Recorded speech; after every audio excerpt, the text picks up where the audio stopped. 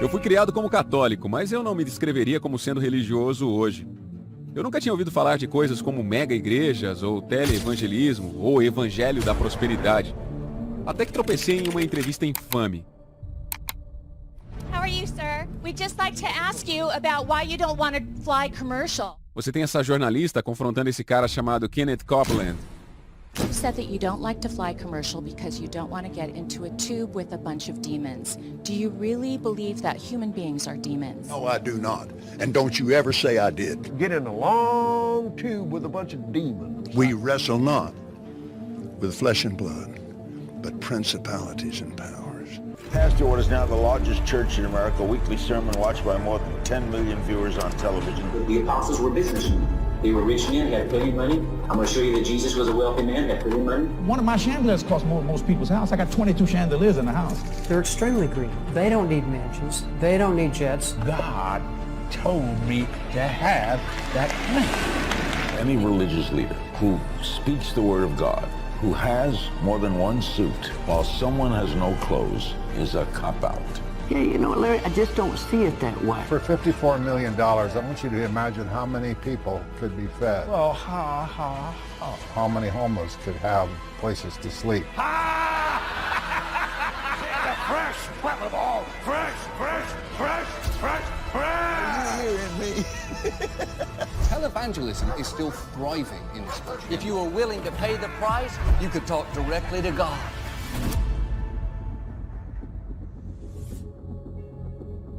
Quando me lembro de minhas próprias experiências pessoais dentro de uma igreja, o que vem à mente definitivamente não era isso.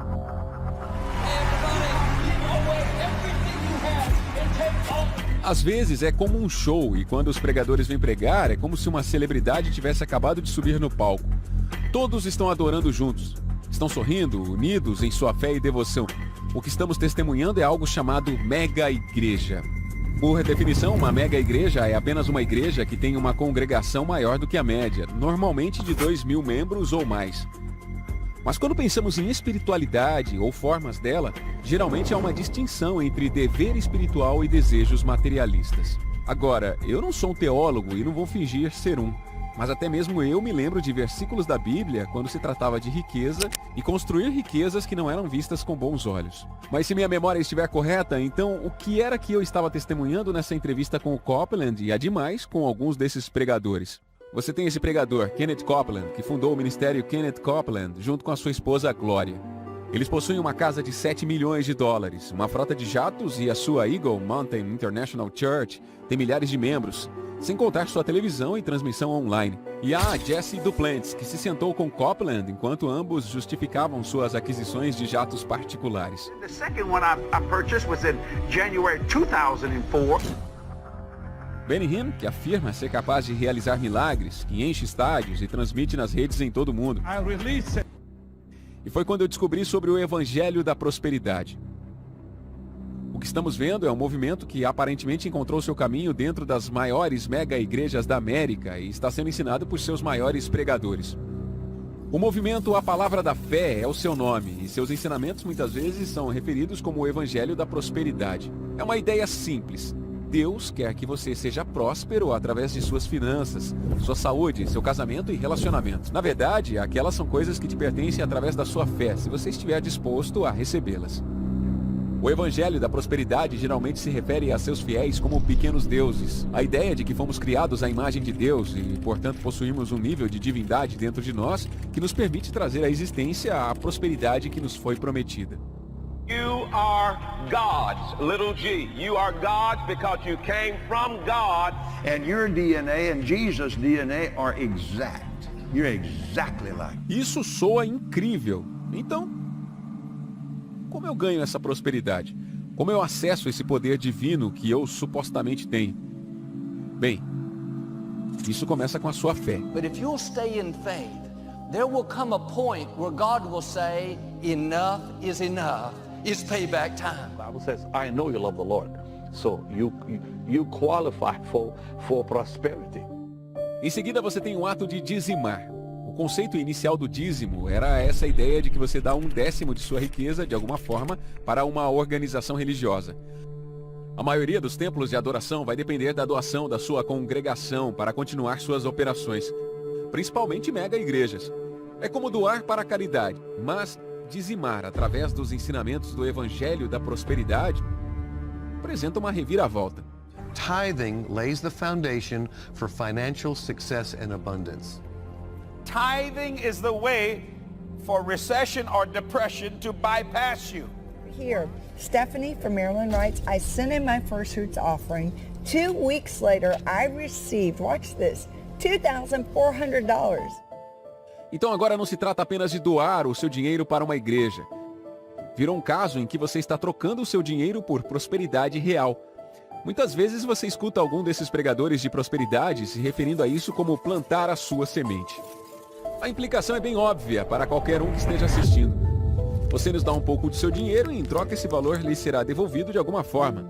É a colheita. I want you to go to the phone or online and sow a seed. Now remember, somebody's son is going to be set free from alcohol because of your $1,000 seed. And I'm going to ask you to sow an exceptional and uncommon seed of $1,000. And click on that donation button to sow $1,144. So God is giving you the harvest, and the harvest of the seed you sown. You can't expect a harvest if you don't sow seed, spiritual, physical, or financial. É surreal.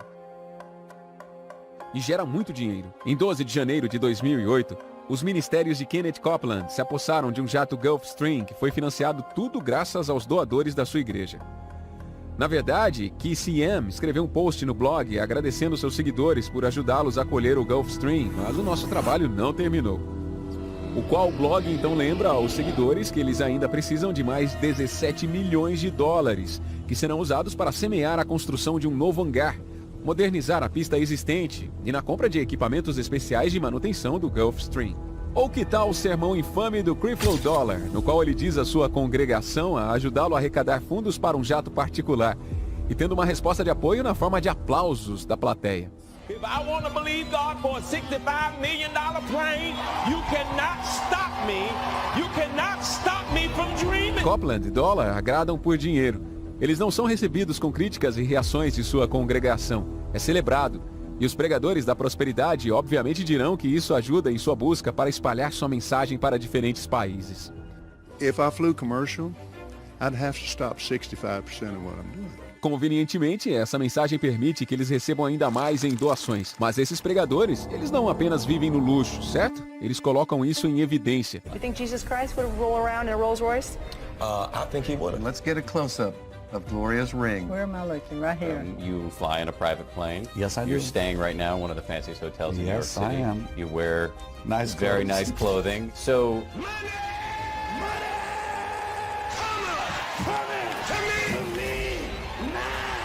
As riquezas desses pregadores não são vistas como repugnantes ou hipócritas. Na verdade, elas são vistas como prova de que os ensinamentos funcionam. É visto como eles, de fato, praticando o que pregam. O estilo de vida extravagante não é um erro ou uma falha, é uma característica do Evangelho da Prosperidade. Muitos desses pregadores dirão que os fundos que eles receberam são usados apenas para fins ministeriais. Austin, por exemplo, diz que ele não recebe nenhum salário do seu ministério e todo o dinheiro que ganha vem da venda de seus livros. Veja, em alguns aspectos eu realmente não me importo se um ministério quer comprar um jato particular. Parece visivelmente hipócrita, mas eu prefiro deixar os teólogos discutirem sobre as contradições que essas ações têm com os textos religiosos reais. Estou mais interessado em como o dinheiro é gerado. Ele não fica mais antiético do que uma promessa de um evangelho da prosperidade. if you're accustomed of giving $10, go to 20. Go up to 70, 80, 100. Raise that amount and watch what God will do because Don't you stop sowing offerings. Well, they won't let us go to church. Well, email it in there, text and give or something. You get that tithe in that church, you get that offering in that church, and then you go home and you do what we're supposed to do.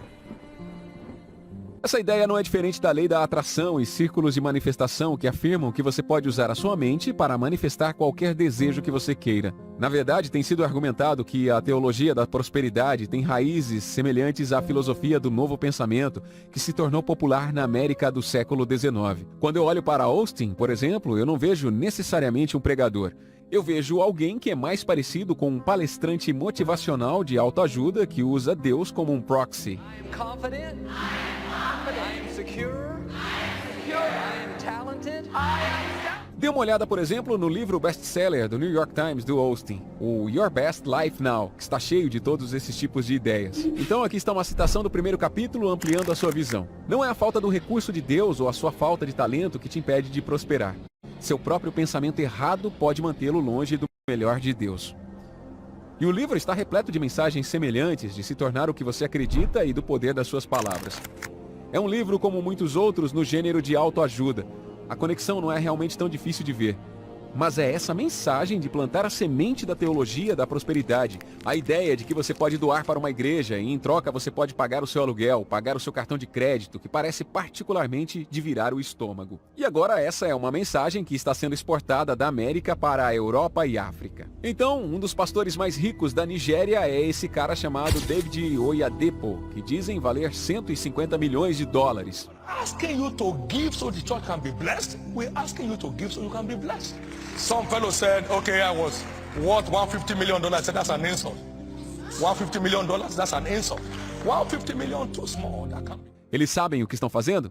Sabe, uma grande parte de mim acredita que Copeland e Dollar, que eles realmente acreditam que suas intenções são boas. Mesmo por centenas de milhões de dólares, eu não consigo imaginar alguém conscientemente enganado e machucando outras pessoas sem enlouquecer em longo prazo. Um tipo de dissonância cognitiva que parece demais para suportar. Mas no final do dia eu nunca vou saber quais são as suas intenções. Eu só posso ver quais são as consequências de suas ações e acredite, você ainda não viu o pior. Benny Hinn. Hinn é provavelmente mais conhecido pelo que ele chama de suas cruzadas milagrosas. Hinn afirma ser capaz de realizar milagres. Ele traz pessoas ao palco com todos os tipos de doenças e em seguida, com o toque de sua mão, eles sentem o poder de Deus correndo neles enquanto caem para trás. E esses apanhadores os pegam conforme eles caem. You had Parkinson's for 15 years. He says, "Oh, thanks for that anointing. Who are you?" As pessoas na plateia aplaudem, há outros que estão ali parados com as mãos levantadas em adoração. E Benny Hinn não é o único que faz isso, certo? Essa é uma prática muito comum entre os círculos do Evangelho da Prosperidade. Glory to God, you're not bound to this chair. The day will come, you'll walk out of it. In the name of Jesus. O que é que realmente estamos vendo aqui? Isso é um verdadeiro milagre? I would know that there were certain things that were completely deceptive. Cost Hinn é o sobrinho de Benny Hinn e ele trabalhou com sua família, algumas vezes como um próprio apanhador. Em 2017, Cost Hinn se apresentou com um testemunho do tempo que passou no ministério de Benny Hinn. The responsibility is to look really good, look really blessed, sell the narrative, make all the money, and say, look at my life. If you give to this, if you follow it, if you obey it, and if you do what I say. Ele descreveu o estilo de vida que ele tinha enquanto trabalhava com a sua família. Nós vivíamos em uma mansão de 929 mil metros quadrados, protegida por um portão particular. Dirigia 2 veículos Mercedes-Benz, férias nos destinos exóticos e fazia compras nas lojas mais caras. Cost Hinn realmente acreditava no que ele estava fazendo, mas ele só teve dúvida quando começou a encontrar contradições no que ele estava ensinando e o que ele estava encontrando na Bíblia. Grace Brulot tinha 8 anos quando ela foi destaque em um episódio da CBC, o The Fifth Estate, em 2005. Um episódio que investigava especificamente o ministério de Hinn. If you could have a miracle, what would you want it to be? That I can walk. Just walk. Is that what you want, Grace? Just to walk? Just to walk. A mãe de Grace levou a sua filha para uma das cruzadas milagrosas do Hinn, e assim que ela estava prestes a subir no palco, é interceptada pelo que é chamado de peneirador, que lhe diz para se afastar. De acordo com aquele documentário e um informante, o trabalho dos peneiradores é peneirar as pessoas que estão gravemente doentes e enfermos. Tem a história de Justin Peters, que é um evangelista e nasceu com paralisia cerebral. Durante a entrevista do The Fifth Estate sobre o ministério de Hinn, eles tentam fazer com que Peters suba no palco também, e assim como a Grace, ele também é interceptado pelos peneiradores. Our hidden camera shows Justin being stopped by a screener. Watch as Henry Hinn whispers something to her. Then Justin is told to step aside. Em outro documentário de 2001, A HBO teve acesso total aos eventos do REM e até foi autorizada a seguir vários casos de supostas curas milagrosas. Essas são pessoas que realmente conseguiram subir no palco e alegam que foram curadas. Em um caso, a equipe segue um garoto chamado Ash Neal e seus pais, enquanto eles estão desesperados para ter seu filho curado por um dos milagres de REM. We're expecting miracle. We're expecting a miracle. The Prakash family are recent immigrants to America. 10-year-old Ash Neal is their younger son. 2 massive brain tumors have reduced him to a vegetative state. We believe in God, we have faith, and there's nothing impossible for God. Mais tarde, no documentário, os pais de Ash Neal realmente participam da cruzada e são trazidos ao palco para ter o seu filho curado pelo próprio REM. REM faz a multidão levantar as mãos e então ele coloca sua mão no rosto de Ash Neal e diz: Expect the miracle. Dear Jesus, the Lord's gonna touch you, young boy. Dias após o evento, Ash Neal ainda não foi curado. It didn't happen. I was not even discouraged. I know it's God's plan. You know, I can stake my life on Pastor Benny Hinn's words. And God spoke to me last night at the Colosseum Center where the crusade was going on, and he said, donate him another $2,000, and which I'm going to do it. I'm going to do that. Recentemente eu assisti a um evento da Eagle Mountain Church de Kenneth Copeland. Chama-se Milagres na Montanha. É outro serviço de cura milagrosa e nesse caso foi apresentado por um evangelista chamado Billy Burke. E em certo momento alguém é pego da multidão e eu pensei, peraí, eu conheço esse cara, era o Big Nick.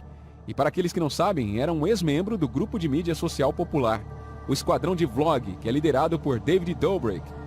No evento, Nick conta para o Billy Burke sobre seu olho cego. I'm blind in my left eye as well. I know that, you told me that. Billy então tenta curar o olho dele. Depois de todo o teatro, Billy então começa a mexer o seu dedo, então nada ainda. Nada ainda. E Billy escuta isso e ele continua tentando ajudá-lo. E então, quando ele percebe que isso não funciona, então diz para o Nick: recite capítulos da Bíblia todas as noites para o seu olho ser curado. John chapter 9, your confession starting tonight and every night. You hear me? Tonight and every night before you go to bed. You ready? I was blind and now I see. E a multidão aplaude, é como se o milagre realmente tivesse acontecido. Faz cerca de 7 meses desde que aquele evento aconteceu. Eu olhei as fotos de Big Nick da sua conta de mídia social e não há indicação de que seu olho esteja curado desde o evento. Então, novamente, o que estamos testemunhando quando vemos coisas assim? Se devemos acreditar que esses não são apenas atores, que eu realmente não acho que eles sejam, o que de fato está acontecendo? Considere isso. Se o que estamos vendo é realmente um milagre, por que essas pessoas não vão para hospitais e curam as pessoas de lá? Porque eles precisam das luzes, as câmeras, a atmosfera e os teatros para poder fazer o que fazem. Em 2011, Darren Brown dirigiu este programa especial de TV chamado Milagres à Venda. Neste programa especial, Darren Brown, que é este autodescrito mentalista e ilusionista, leva esse indivíduo comum chamado Nathan e tenta transformá-lo em um curandeiro realizando milagres na frente de uma plateia. A ideia por trás do programa era expor o fato de que o que está acontecendo aqui não são milagres. É apenas um produto da psicologia, o poder da sugestão e da desorientação. Agora, alguns aspectos da cura pela fé são apenas pura trapaça. Um exemplo disso é o infame truque de crescimento de pernas. O pregador Todd White é bem conhecido por andar pelas ruas e encontrar indivíduos que supostamente têm uma perna menor que a outra. E então, milagrosamente, White faz começar a crescer a perna daquela pessoa bem diante dos nossos olhos. Thank you. In Jesus' name. Left leg, I command you grow. Right now, in Jesus' name. Darren Brown ensina o Nathan a fazer exatamente este truque, porque não é um milagre. O truque do crescimento das pernas é infamemente usado por charlatães ao longo da história. Na verdade, uma rápida pesquisa no Google ou no YouTube irá demonstrar como isso pode ser feito de várias maneiras diferentes, uma das quais envolve deslocar os sapatos de outra pessoa para fazer parecer que uma perna está crescendo. Se você acelerar o clipe de Todd White realizando esse milagre e você apenas reproduzir para frente e para trás, você pode literalmente ver que o Todd White está fazendo.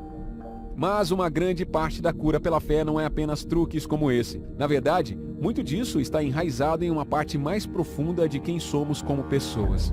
Ao final do especial de Derren Brown, Nathan é capaz de se apresentar na frente de uma pequena audiência de crentes e você pode ver que ele também é capaz, só com o tocar de suas mãos, levar pessoas a caírem para trás como se elas fossem tocadas mesmo por Deus. Para entender como Nathan, que é um cara comum, versus Benny Hinn, que afirma ser capaz de fazer milagres, pode fazer o que eles estão fazendo, você tem que entender o poder por trás do que eles estão criando em seus shows. Do momento em que começa, você se junta a uma multidão de pessoas unidas por uma causa ou crença. Há aqueles na multidão que já estão em dor, que sentem como se algo estivesse faltando em suas vidas. Quando são reunidos, há uma sensação de unidade, de totalidade. Apenas pense o quão poderoso as multidões podem ser e como é estar em uma, principalmente quando todos estão unidos por uma causa unida. Você é levado a esse estado hipnótico, ou mais especificamente a um estado sugestionável e aberto. He wants to heal you because he loves you. You don't have to pay for it. Just ask for it. A música sobe e desce agitando uma onda de experiência e emoções entre a multidão. Então você começa a criar expectativa para o que está para vir. All things are possible to him that believeth. Você mantém a multidão nesse estado de espírito exaltado, e enquanto a multidão está amadurecida para a sugestionabilidade, o curandeiro age quase como um maestro para a orquestra de experiências que as pessoas estão passando. Um líder entre uma multidão de pessoas em um estado de transe hipnótico é algo que você não pode subestimar o efeito psicológico. Então o curandeiro começa pregando a sua mensagem. But don't look for the healing, look for the healer. Whatsoever you shall ask, that will I do. A multidão está cheia de êxtase, a alegria na plateia é um sentimento profundo, como se você estivesse se tornando uma nova pessoa. Você está se conectando com aquilo que está acima de você. Você espera que quando o pregador colocar a mão em você ou grite, você sinta o toque de Deus com isso. Você foi sugestionado e preparado para acreditar que esse é o caso. E por estar tão conectado com a multidão ao seu redor, os efeitos da conformidade social estão fadados a ocorrer. Nesse estado de transe, você segue com as sugestões do pregador. Você faz o que é esperado que faça. Não é diferente do que um hipnotizador de palco faz. Sabe, quanto mais influenciável você seja, mais crença você tem, mais fácil se torna. E o que é ainda mais interessante é que nesse estado elevado de emoções, de euforia, de adrenalina, é muito possível sentir os sintomas sendo aliviados. É possível, mesmo para alguém em uma cadeira de rodas, momentaneamente ser capaz de levantar e andar. Mas o que realmente estamos testemunhando é apenas um momento da mente sobre o corpo. O efeito placebo é um fenômeno bem conhecido. É quando a condição do paciente muda após receber um tratamento que de forma alguma deveria ter mudado sua condição. Por exemplo, se um paciente espera que uma pílula faça alguma coisa e seja informado pelo médico que isso ajudará, mesmo se essa pílula for apenas uma pílula de açúcar que não faz nada, é possível que a própria química do seu cérebro cause efeitos semelhantes do que a medicação poderia ter causado. A palavra-chave aqui é expectativa. Porque um efeito placebo é principalmente teorizado por ser causado pela nossa expectativa em torno de um determinado tratamento. Expectativa que nós obtemos da cultura e da sociedade. É por isso que um placebo administrado como uma injeção em vez de uma pílula pode ser mais eficaz. Ou quando você recebe 2 pílulas placebo para tomar todos os dias em vez de uma, também pode ser mais eficaz. Porque culturalmente nós percebemos que o último desses tratamentos tem um efeito maior sobre nós. Essa crença e expectativa podem ser tão poderosas a ponto de ter efeitos fisiológicos em nosso corpo. E que expectativa mais poderosa alguém pode ter do que aquela que invoca a sua própria crença em um ser espiritual superior como Deus, cercados por outros que compartilham essa mesma crença? O que estamos vendo é um placebo. É por isso que você nunca verá qualquer curandeiro milagroso ou alguém que acredita na lei de atração ser capaz de fazer qualquer coisa que seja além de um placebo. É por isso que você nunca os verá restaurar um membro de um amputado. And as I've watched your healing crusades, am I seeing anything that goes beyond placebo? I've wondered why sometimes someone comes in and comes out of a wheelchair and walks around, runs around, and hours later they're back in that wheelchair again.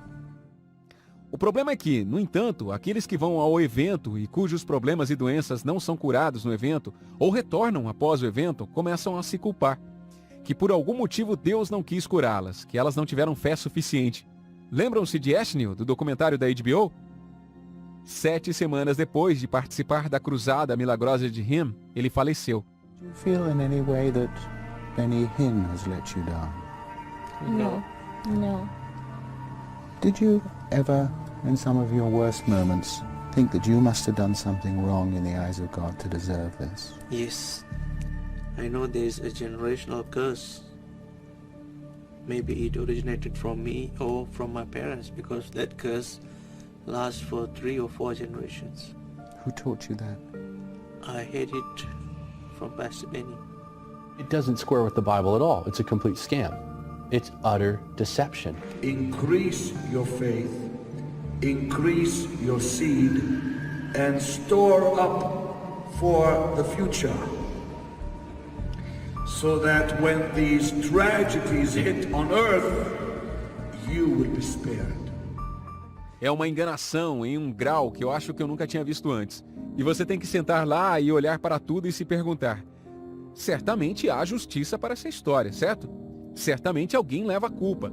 Certamente há um final feliz para isso. Certamente.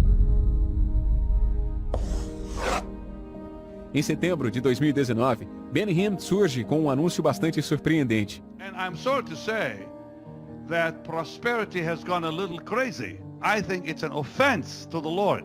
It's an offense to say, give $1,000. I think it's offense to the Holy Spirit to place a price on the gospel. I'm done with it. Benny Hinn decidiu deixar o evangelho da prosperidade. Aleluia. One of the best lessons that I could give to people is say, watch what they go back to. Watch what they give up and watch what they go back to. Okay, so it's time to give to the Lord's work. It's time to sow seed in the Lord's work so God can bless you and reward you. Prosper. Now it's time to give to the Lord's work because giving guarantees our financial protection. O problema é que uma vez que você gera o tipo de adeptos, negócios e reputação que o Hinn tem, mudar os seus caminhos se torna quase impossível. E mais ainda, porque eu genuinamente acredito que a maioria desses pregadores da prosperidade não são intencionalmente maliciosos, eles se enganaram.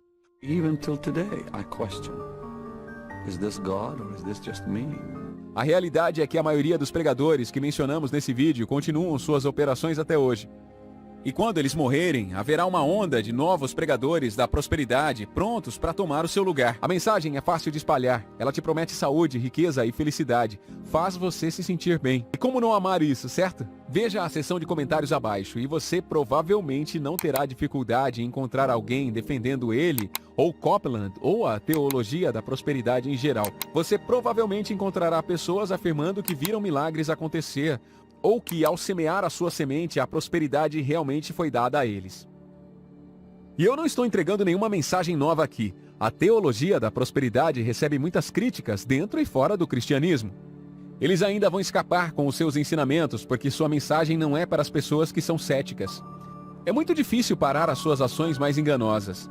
A única coisa que você pode fazer é ir àqueles que acreditam neles e afastá-los.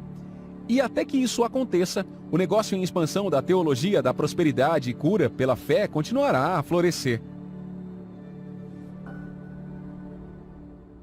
I don't know what you feel about the prosperity gospel, the health, wealth, and prosperity gospel, but I'll tell you what I feel about it. Hatred. It is not the gospel. And it's being exported from this country to Africa and Asia, selling a bill of goods to the poorest of the poor. Believe this message: your pigs won't die, your wife won't have miscarriages, and you have rings on your fingers and coats on your back. That's coming out of America. The people that ought to be giving our money and our... John Piper é apenas um dos muitos pregadores e ministérios que tentam ativamente combater o evangelho da prosperidade. E embora o Texas seja lar de algumas das maiores mega-igrejas, também abriga a Fundação Trinity, um ministério líder de vigilância fundado por Oil Anthony, que realiza investigações sobre algumas das condutas dos maiores tele-evangelistas. Was Ole Anthony, founder of the East Dallas Homeless Ministry Trinity Foundation, who masterminded the investigation and helped expose some of the top televangelists in the country. Sabe, fé e religião são coisas poderosas. Ver a sensação de esperança que você pode preencher uma pessoa ou a comunidade e o propósito que pode inspirar para boas causas. Eu acho que ninguém pode olhar para essas coisas por conta própria e dizer que são ruins. Alguns meses atrás eu tive exaustão por trabalhar e quando isso aconteceu, eu me senti muito cético sobre tudo o que eu estava fazendo. Sabe? Qual era o sentido? E o que ajudou foi ter um bom senso de esperança de que esses sentimentos passariam e eu encontraria propósito no que eu estava fazendo. E também passar tempo com meus amigos e família. Esperança, propósito e comunidade. Mas esperança, propósito e comunidade podem ser explorados, e isso pode ofuscar o seu melhor julgamento, só porque alguém se veste de modo adequado ou soa adequado ao invocar a palavra de Deus. Se você é alguém assistindo isso que acredita no Evangelho da Prosperidade, eu te convido a repensar e realmente questionar. Será que eu poderia estar errado? Um ceticismo saudável, eu acho que só motiva alguém a encontrar a verdade e não se afastar dela. Busque. Talvez você encontre.